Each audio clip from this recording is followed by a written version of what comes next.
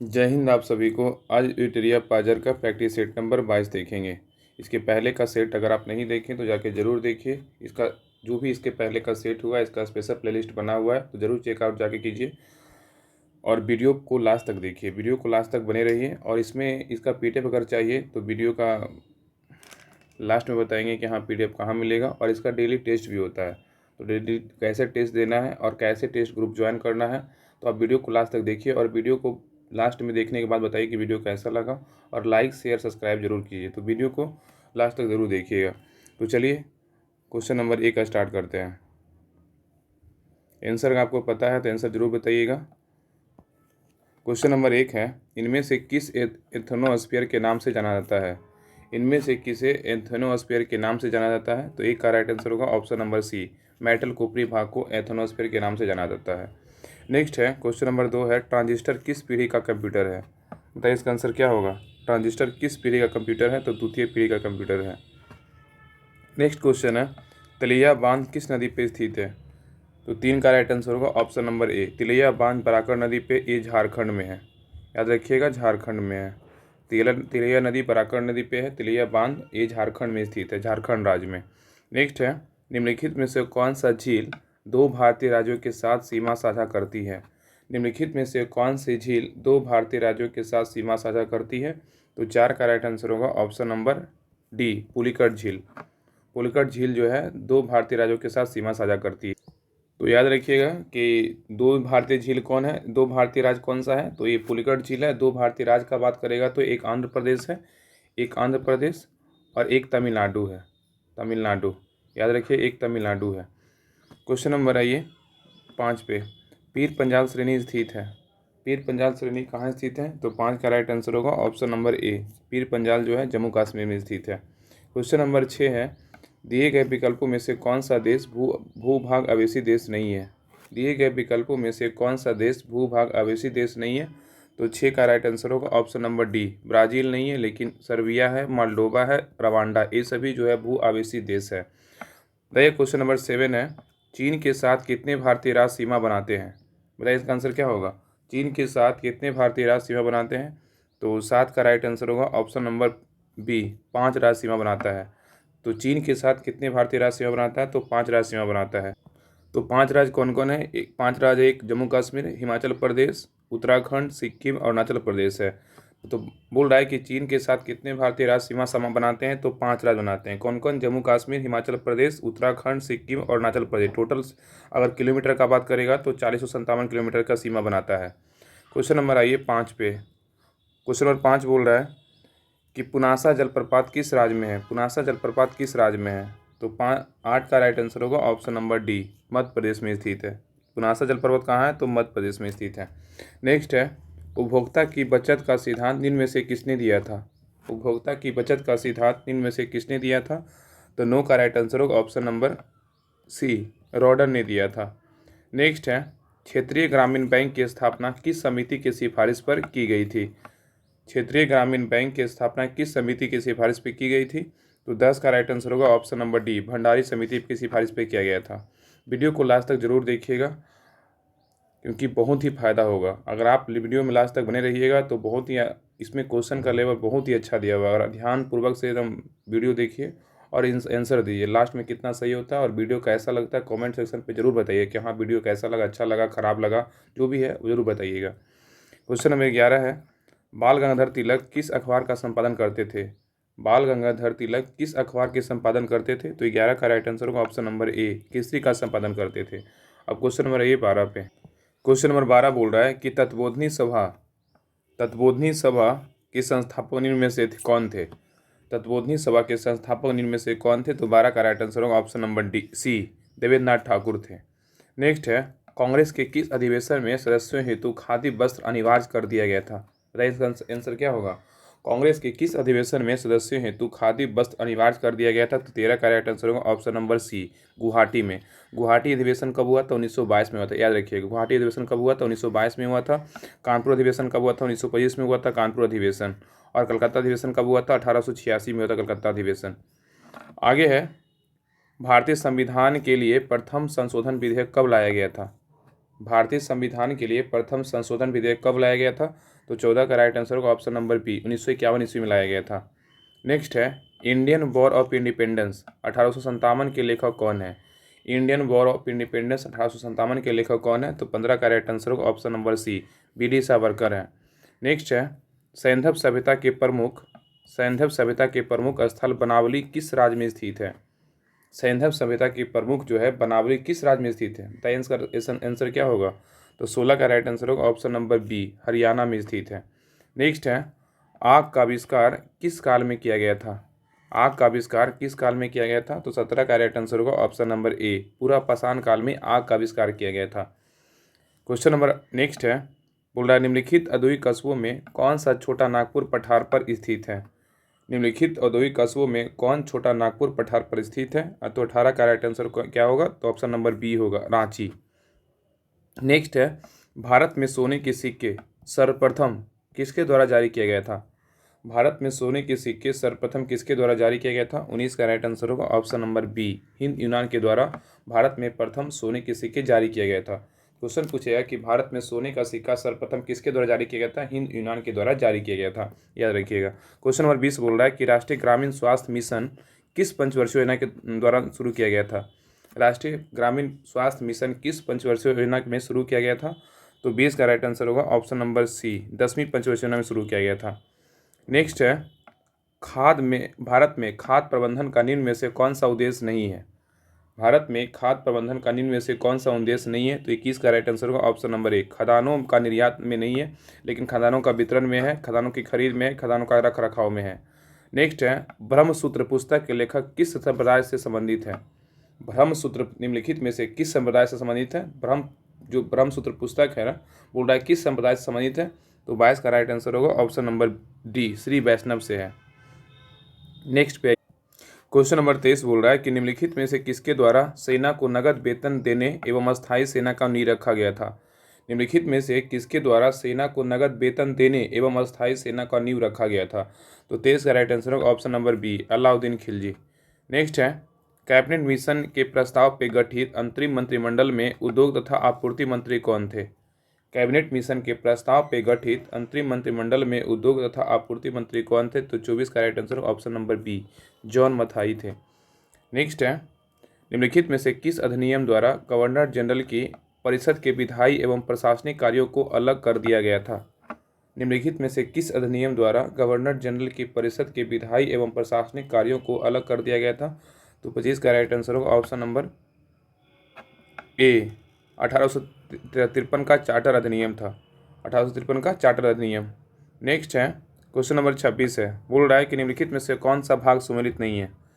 बोल रहा है कौन सा भाग सुमेलित नहीं है? तो 26 का राइट आंसर होगा ऑप्शन नंबर सी, संघ एवं राज्यों के अधीन सेवाएं। ये भाग 13 में नहीं, भाग 14 में होगा, याद रखिएगा, भाग 14 में होगा। संघ एवं राज्यों के अधीन सेवाएं भाग 14, पंचायत का वर्णन भाग 9 सही है, संघ राज्य क्षेत्र का वर्णन भाग 8 में सही है, और आयातोपन भाग 18 में है, सही, अपातोपन भाग 18 में। तो पंचायत का वर्णन भाग 9 में, संघ राज्य का वर्णन भाग 8 में, संघ एवं राज्यों के अधीन सेवाएं भाग 13 नहीं, भाग 14 होगा, अपातोपन का वर्णन भाग 18 में है। क्वेश्चन नंबर 27 है, भारतीय संविधान के प्रस्तावना में स्वतंत्रता, समानता एवं बंधुत्व का आदर्श किस देश के संविधान से लिया गया है? क्वेश्चन बोल रहा है कि भारतीय संविधान के प्रस्तावना में स्वतंत्रता, समता एवं बंधुत्व का आदर्श किस देश के संविधान से लिया गया? तो फ्रांस के संविधान से लिया गया। इसका आंसर क्या होगा? Option number D. नेक्स्ट है लोक नियोजन के विषय में अवसर की समानता संविधान के किस अनुच्छेद में वर्णित है? लोक नियोजन के विषय में अवसर की समता संविधान के किस अनुच्छेद में वर्णित है? तो 28 का राइट आंसर होगा ऑप्शन नंबर बी होगा, बी। लोक नियोजन के विषय में अवसर की समता संविधान के किस अनुच्छेद में वर्णित है? तो अनुच्छेद 16 में वर्णित। ये बिहार एसआई का सेकेंड शिफ्ट का क्वेश्चन है, पूछा हुआ क्वेश्चन है। ये अभी हाल ही में एग्जाम हुआ था बिहार एसआई का, उसी में पूछा हुआ था, सेकेंड शिफ्ट में क्वेश्चन पूछा हुआ था। तो याद रखिएगा लोक नियोजन में विषय में अवसर की समता संविधान के किस अनुच्छेद में वर्णित है? अनुच्छेद 16 में वर्णित है, क्योंकि इसमें क्वेश्चन हर क्वेश्चन इंपॉर्टेंट ही एग्जाम की दृष्टि से। तो याद रखिए, अच्छे से ध्यान से देखिए, और जब तक याद नहीं हो वीडियो को बार बार देखिए, एक बार देखिए, 2 बार देखिए, 3 बार देखिए। 20 मिनट का वीडियो रहता है, ज़्यादा समय नहीं लेगा। पहली बार आराम से देखिए, दूसरी बार स्पीड में भी पढ़ा के देखिएगा तो चलेगा, क्योंकि याद करना बहुत ज़रूरी है। और टेस्ट तो ज़रूर लगाइए, क्योंकि टेस्ट जितना लगाइएगा उतना आपका कन्फ्यूजन दूर होगा। तो टेस्ट ज़रूर लगाइए। आपको हम लास्ट में बताएंगे कि टेस्ट ग्रुप कैसे ज्वाइन करना है, इसका PDF कैसे प्राप्त करना है, क्योंकि टेलीग्राम पे ही PDF ग्रुप बना हुआ है और स्पेशल टेस्ट ग्रुप भी बना हुआ है, तो ज़रूर ज्वाइन कीजिए। तो क्वेश्चन नंबर 29 है, बोल रहा है संविधान के किस संशोधन द्वारा निर्धारित किया गया कि राष्ट्रपति मंत्रिपरिषद एवं उसके प्रधानमंत्री की सलाह के अनुसार कार्य करेगा। बोल रहा है कि संविधान के किस संशोधन द्वारा निर्धारित किया गया कि राष्ट्रपति मंत्रिपरिषद एवं उसके प्रमुख प्रधानमंत्री की सलाह के अनुसार कार्य करेगा। तो 29 का राइट आंसर होगा ऑप्शन नंबर ए, 42वां संविधान संशोधन अधिनियम 1976 ईस्वी में। नेक्स्ट है गंगा डॉल्फिन प्लानिस्टा गंगेटिक, इसका वैज्ञानिक नाम है। गंगा डॉल्फिन प्लानिस्टा गंगेटिक को राष्ट्रीय जलीय जीव कब घोषित किया गया था। तो 30 का राइट आंसर होगा ऑप्शन नंबर बी, 2009 ईस्वी में। और 5 अक्टूबर को राष्ट्रीय गंगा डॉल्फिन दिवस मनाते हैं, याद रखिएगा, 5 अक्टूबर को गंगा डॉल्फिन दिवस मनाते हैं। नेक्स्ट है बरेता अनुक्रम में निम्न में से पहले कौन आते हैं। बरेता अनुक्रम में निम्न में से पहले कौन आते हैं। 31 का राइट आंसर होगा ऑप्शन नंबर डी, राज्यों के राज्यपाल अपने राज्य में आते हैं। तो क्वेश्चन बोल रहा था कि बरेता अनुक्रम में निम्न में से पहले कौन आएगा इस ऑप्शन में, तो इसका आंसर होगा ऑप्शन नंबर डी, राज्यों के राज्यपाल अपने राज्य में आएगा। नेक्स्ट क्वेश्चन नंबर 32 का बात करें तो बोल रहा है प्रथम योजना आयोग के उपाध्यक्ष कौन थे। प्रथम योजना आयोग के उपाध्यक्ष कौन थे। तो 32 का राइट आंसर होगा option number B, Gulzari Lal Nanda थे। अगर प्रथम योजना आयोग के अगर अध्यक्ष का बात करेगा तो जवाहरलाल नेहरू हो जाएगा, याद रखिएगा। अगर यहाँ पे अध्यक्ष का बात करेगा, प्रथम योजना आयोग का अध्यक्ष कौन था, जवाहरलाल नेहरू थे। लेकिन अगर यहाँ क्वेश्चन में पूछ रहा था कि प्रथम योजना आयोग के उपाध्यक्ष कौन थे, इसका right answer option number B, Gulzari Lal Nanda थे। नेक्स्ट है कृषि भूमि को छोड़कर अन्य संपत्ति और संपदा शुल्क किस सूची के अंतर्गत आता है। कृषि भूमि को छोड़कर अन्य संपत्ति पर संपदा शुल्क किस सूची के अंतर्गत आता है। 33 का राइट आंसर होगा ऑप्शन नंबर ए, संघ सूची के अंतर्गत आता है। और कृषि भूमि किस सूची में आता है, तो ए राज सूची में आता है कृषि भूमि। नेक्स्ट है निम्नलिखित में से कौन सा पॉलीसेकेराइड के उदाहरण है। बताइए इसका आंसर क्या होगा। निम्नलिखित में से कौन सा पॉलीसेकेराइड का उदाहरण है। तो 34 का राइट आंसर होगा ऑप्शन नंबर डी, काइटिन है। नेक्स्ट है निम्न में से किस विटामिन का संश्लेषण हमारे शरीर में नहीं होता है। बताइए इसका आंसर क्या होगा। बोल रहा है कौन सा विटामिन है जो हमारे शरीर में संश्लेषण होता है, किस विटामिन का संश्लेषण हमारे शरीर में होता है। तो 35 का राइट आंसर होगा ऑप्शन नंबर ए, विटामिन के होता है। नेक्स्ट है निमोनिया बीमारी से कौन सा अंग प्रभावित होता है। बताइए इसका आंसर क्या होगा। निमोनिया बीमारी से कौन सा अंग प्रभावित होता है। तो 36 का राइट आंसर होगा ऑप्शन नंबर डी, फेफड़ा होता है। नेक्स्ट है हृदय संबंधी असमानताओं का पता लगाने के लिए निम्न में से कौन सा यंत्र का प्रयोग लगाया जाता है। हृदय संबंधी असमानताओं का पता लगाने के लिए निम्न में से कौन सा यंत्र प्रयोग में लाया जाता है। तो 37 का राइट आंसर होगा ऑप्शन नंबर बी, इलेक्ट्रोकार्डियोग्राफ। हृदय के लिए आएगा तो इलेक्ट्रोकार्डियोग्राफ, लेकिन मस्तिष्क से आएगा, मस्तिष्क से पूछेगा तो इलेक्ट्रोइंसेफ्लोग्राफ होगा, इलेक्ट्रोइंसेफ्लोग्राफ। हृदय तो कार्डियो, मतलब मस्तिष्क का बात करेगा इलेक्ट्रोइंसेफ्लोग्राफ। नेक्स्ट है इसमें सूची 1 सूची 2 को मिलान कीजिए। तो यहाँ पे आविष्कार दिया हुआ है, यहाँ पे आविष्कारक दिया हुआ, आविष्कार और आविष्कारक। तो 38 का राइट आंसर होगा ऑप्शन नंबर बी होगा। तो विटामिन का खोज किसने किया था। विटामिन का खोज फंक किया था। विटामिन बी का खोज किसने किया था। विटामिन बी का खोज मैकुलन किया था। विटामिन सी का खोज किसने किया था। विटामिन सी का होलकट और विटामिन डी का हॉपकिंस। तो विटामिन का फंक, विटामिन बी का मैकुलन, विटामिन सी का होलकट, विटामिन डी का हॉपकिंस। क्वेश्चन नंबर आई 39 पे बोल रहा है कि कौन सा अंटार्कटिका में भारत का अस्थायी और उसके द्वारा परिचालित अनुसंधान स्टेशन है। निम्नलिखित में से कौन सा अंटार्कटिका में भारत का अस्थायी और उसके द्वारा परिचालित अनुसंधान स्टेशन है। तो 39 का राइट आंसर होगा ऑप्शन नंबर ए, भारती और मैत्री है। नेक्स्ट है ज्वार पैदा करने वाला बल निम्नलिखित में से किन दो बलों के बीच का अंतर है। ज्वार पैदा करने वाला बल निम्नलिखित में से किन दो बलों के बीच का अंतर है। तो 40 का राइट आंसर होगा ऑप्शन नंबर डी, गुरुत्वाकर्षण खिंचाव तथा केंद्र त्यागी बल। Option number D right answer है। नेक्स्ट है क्वेश्चन नंबर 41 बोल रहा है कि निम्नलिखित में से किस पर्यावरणविद को जल पुरुष के नाम से जाना जाता है। बोल रहा है कि निम्नलिखित में से किस पर्यावरणविद को जल पुरुष के नाम से जानते हैं। तो 41 का राइट आंसर होगा option number A, Rajendra Singh को जानते हैं। क्वेश्चन नंबर आइए 42 पे।